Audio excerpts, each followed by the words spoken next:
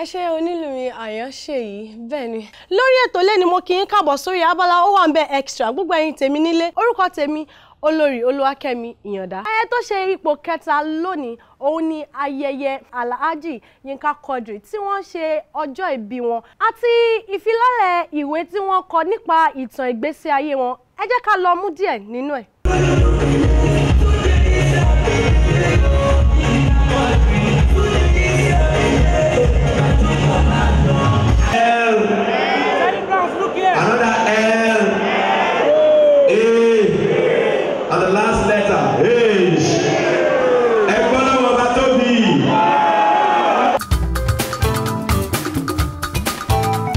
Ọlọ́jọ́ ìbí bàbá ẹ̀yọ̀ ó kú oríire.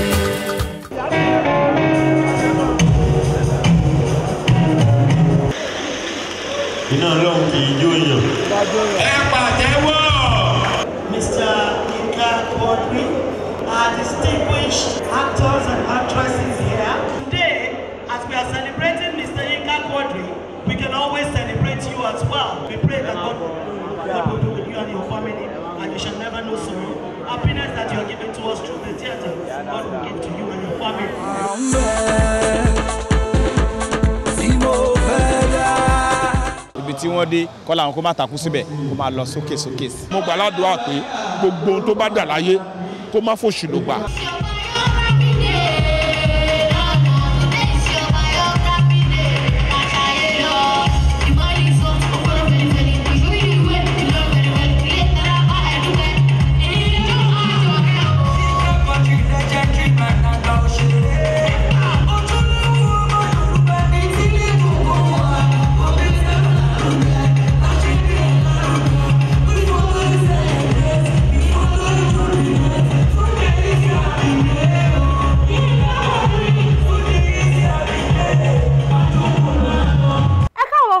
Mo lérò pé ẹ gbádùn ẹ ṣe rí pé ó dùn ó lárinrin. Ayẹyẹ tó ṣe ipò kejì lónìí òun náà ni ìgbéyàwó láàrin Gbénga àti Ẹniọlá.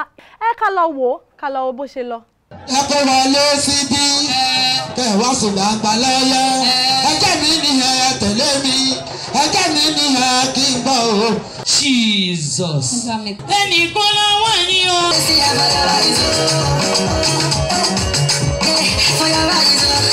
Ìmọ̀kímọ̀ kò máa gbọ́dọ̀ jọ. Ètekéte kò lè dúró. Ó ní sùúrù fún wa lónìí bàbá wa ọ̀rọ̀. Àbójú wa sókè sí ọ.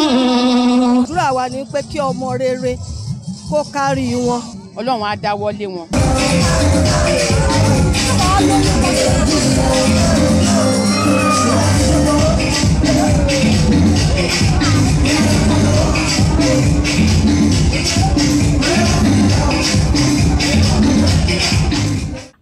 Ṣe ipò kíní lẹ́ni òun náà ni ayẹyẹ ti kábíyèsí ọba aládé ọba Kábírù Àlàní Adélàjà Agbábíàká. Kò lè yé wọn o, kò lè yé wọn o, wọ́n fẹ́ mọ̀ dílé bá jọ ni. Ẹ jẹ́ ká ṣá wọn látẹ̀wọ́. Congratulations.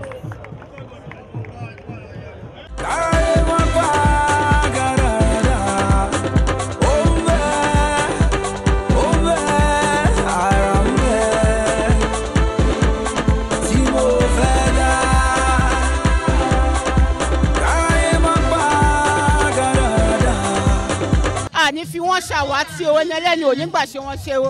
Ẹ káàbọ̀ padà yín tèmi nílé. Mo lérò pé ẹ gbádùn ayẹyẹ tẹ́ ṣẹ̀ṣẹ̀ wò tán yẹn. Ẹ̀yin náà ti rí wípé ẹni ńlá ń kọ́ àwọn náà ló ń ṣe ńlá.